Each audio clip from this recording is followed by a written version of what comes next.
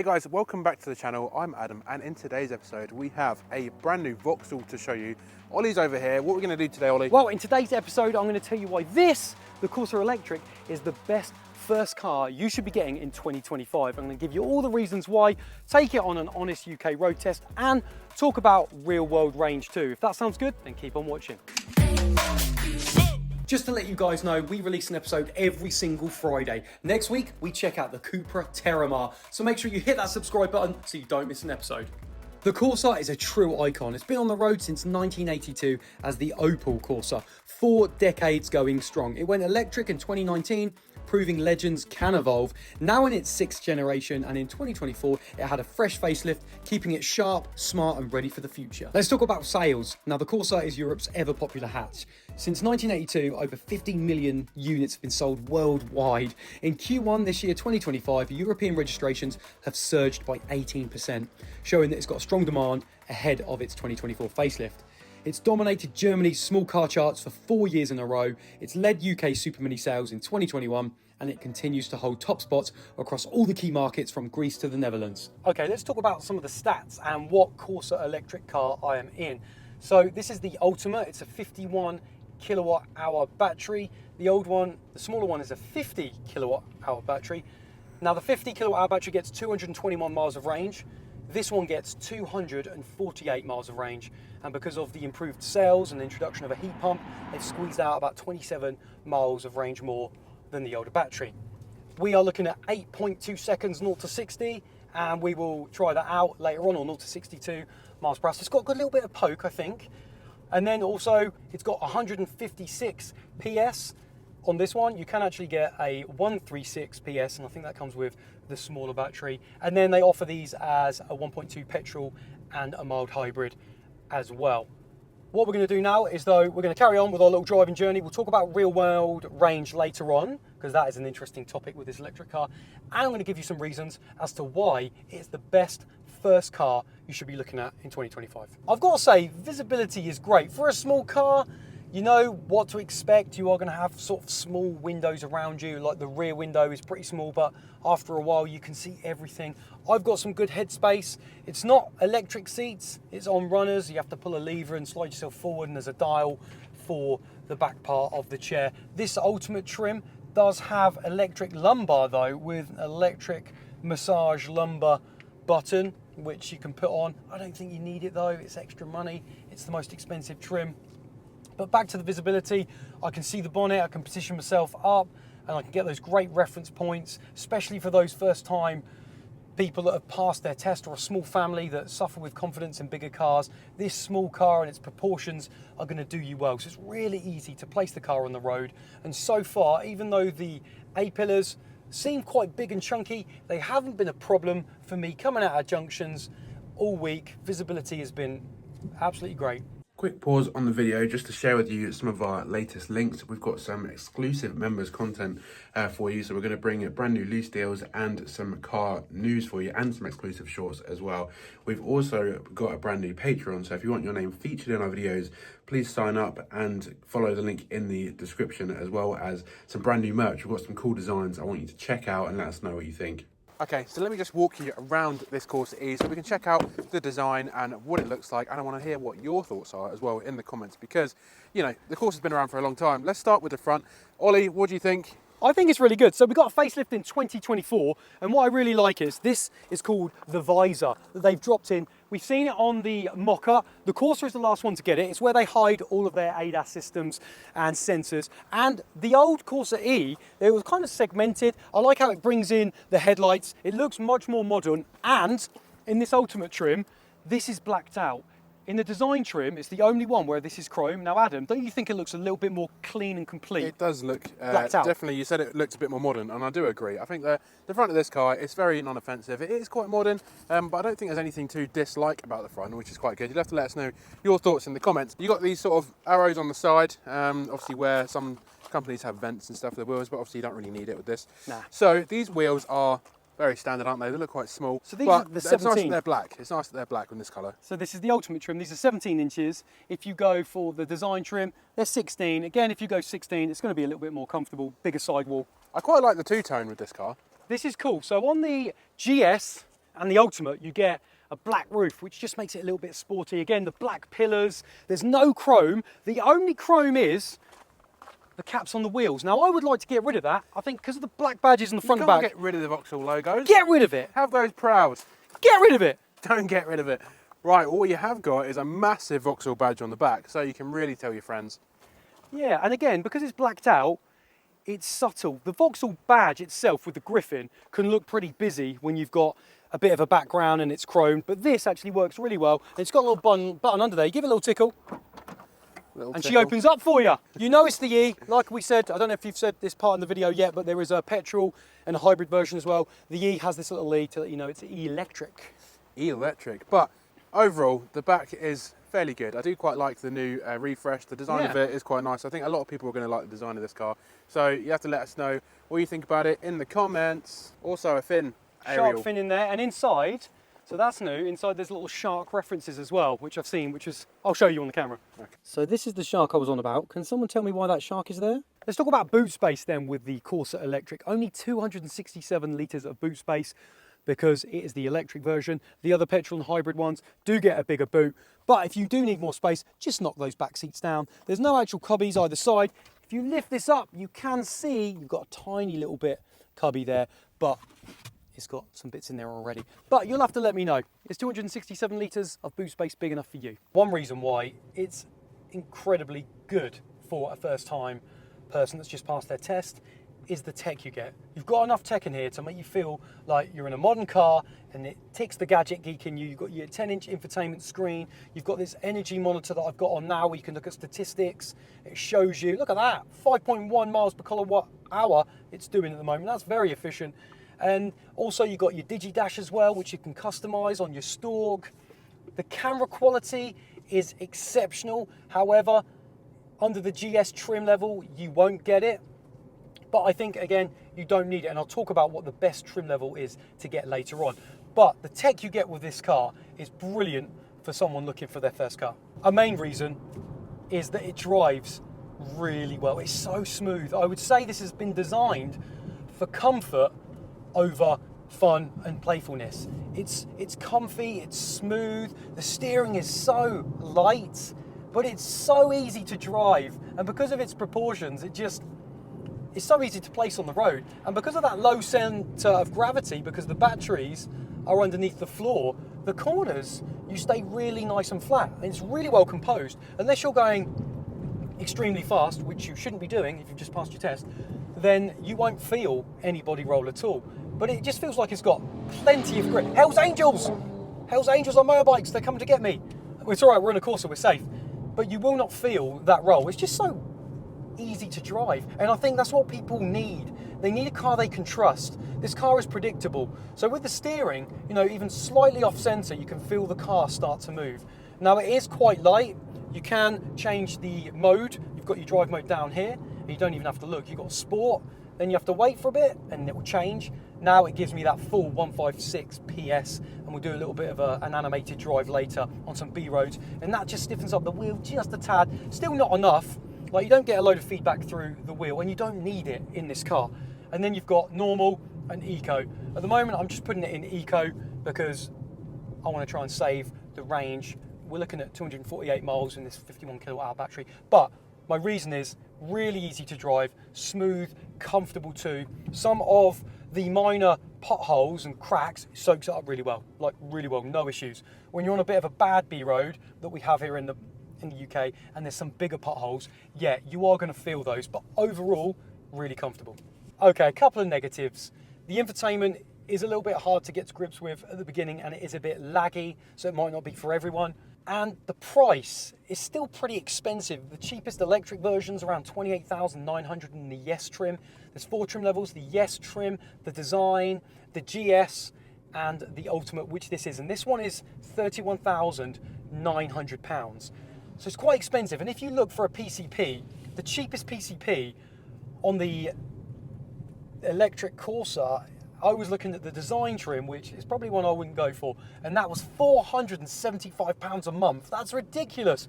Now a lease with the top trim is £380, but that's still with like 3.5 grand up front and 5,000 miles.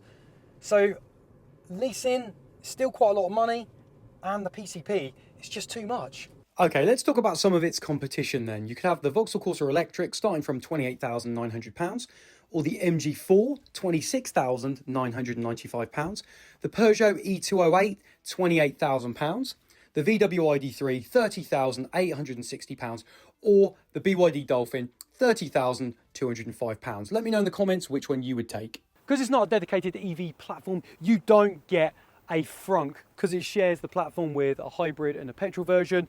There's no fruit, which is a little bit annoying. Fruit? Yeah, fruit. Fruit, front boot, frunk, trunk. Fruit? Fruit. Who the fuck says fruit? Well, you can say frunk or fruit. Let's talk about charging with the Corsa Electric. It can accept a max charge of 100 kilowatts, and that's in the smaller battery as well as this one. 7 kilowatts at home, you're looking at 0 to full in 7 hours and 30 minutes. If you find a fast charger, expect 0 to 80% in around 30 minutes. Oh, while I'm still here, it does have 11 kilowatt charging capabilities as well. But as we know, a lot of us don't have an 11 kilowatt wall box at home. And with an adapter, it does have V2L charging capability. So you can charge other appliances if you've got the adapter. Okay, so moving on to the interior of the Corsa E, and you know, it's quite a nice place to be. To be fair, let me turn you around so I can show you what we're talking about. First of all, you're greeted with this middle screen here, which is actually quite responsive. It's, you know, got your maps and everything you'd come to expect, but you do have these buttons as well, which is good to see. So it's not all controlled just by the screen. What do you reckon? Yeah, I mean, so far it's been okay. I've had it for a week, just driving it around. Immediately when you first get in, you start to play with around the infotainment. 10 inches now, it takes a little bit of getting used to. This is really great, like separate climate controls, really intuitive down here, and you've got your heated seats, which awesome, easy buttons. But this isn't like, it's just a bit. It isn't the best. But I tell you what, it is. What I was quite impressed with when I go into the application drawer, you've got games. And they may not be the best games, and the graphics may not be the best, but I love the fact they've included, you know, little things like Connect 4. If you're parked up, it takes an age to load. But again, it's just something extra that Corsa have given you. Still loading. Oh, there we go. Down here, you've got a wireless charger, which is lovely. You can whack your phone on there. You've got your drive bits here to select your reverse and everything. And I like that. That's quite like posh, and it's got a lovely little satisfying. I feel like it's quite interesting, but it's a bit of a cavern. I feel like it's going to get dust and everything in there. It's going to be a bit gross after a couple of years. Don't like that name. This piano black, it's okay. 2 cup holders and a little whatever that is. I don't really know what you could. Something for your key, I guess. You can't even call that storage, can you? And then in the middle, you've got this tiny pocket. Yeah, again, something pretty small, but I'm sure you can find something handy. Open your glove box, because that is a little bit of space there. So this glove box, Jesus, that nearly fell off. You've got a bit of, it's a different shape, but again. It's a different shape to normal, isn't it? But it does feel like I'm going to break that. But don't pull it too hard, will you? I think you've got a good bit of storage there, to be fair. What's under here? Are there fuses in there? Some sort of fuses that have just popped out. Fabulous, brilliant. Always let them in your car. There's a little hole over here as well, if you can get that in there. And something to put your key in. There you go, little secret compartment. I'll tell you what is good, camera quality. Look at the camera quality. That is actually really, I was really impressed with this. And we'll do a little manoeuvre later maybe and show you. So you've also got a little screen behind the steering wheel, so tell me about that. Okay, I need to tell you about this because this is a new steering wheel and it is really good as well. It's not leather, it's a leather synthetic, so it's got a bit of give to it. But I was looking to customise the DigiDash, right? And I was thinking, right, well the buttons are going to be on the wheel. They're not. Come to me here, on the end of this stalk, see these little up and downer there? When I do that, I can now choose computer energy, personal one, minimum. Then when I hit the button on the end, I can change the display. So I'm happy now I can actually change the display, but that is how you do it because it took me a while to figure out, and then I saw this stalk. A few buttons on the wheels is nice, and also you've got heated seats, which is lovely as well in the winter. But material-wise, what are we saying? What do we think? Yeah, I mean, this one's the ultimate trim, so you've got Alcantara inserts. The top is, again, it's quite a bit scratchy. The seats are okay, aren't they? Yeah, they seem pretty comfortable, you know. I think the bolster support could probably be a little bit more, but I think overall, I mean, the ultimate trim is a hard one to recommend because I think you get more value going down the trim levels. And this cowl, this one actually reminds me of Mercedes. Look at this, like little Mercedes stars. Yeah, if you look very, very closely, I mean, really closely. Yeah, I mean, it's got a bit of give to it, so that feels like of good quality. It does, but yeah, it's hard to knock the materials at this price point, really. Yeah. But overall, I'd say it's a pretty nice place to be. Yeah, I agree. Also, on the tech front, it's got wireless Apple CarPlay as well. It's also really efficient. So if I go through some of the stats that I've got, I'm averaging, from the start, it's done 2,820 miles from new. That's what it's done. It's 4 miles per kilowatt hour. Now, at that measurement, that means with this size of 51 kilowatt hour battery, you're getting 204 miles of range, real world range. Now, it says 248. Now, at the moment, it's a pretty warm day. So if you can get over 200, I think that's pretty good. However, if it had a bit of a bigger battery, it would be great to try and tip over the 250 mark, wouldn't it? But if you're not doing it every day, there's an argument to be had there.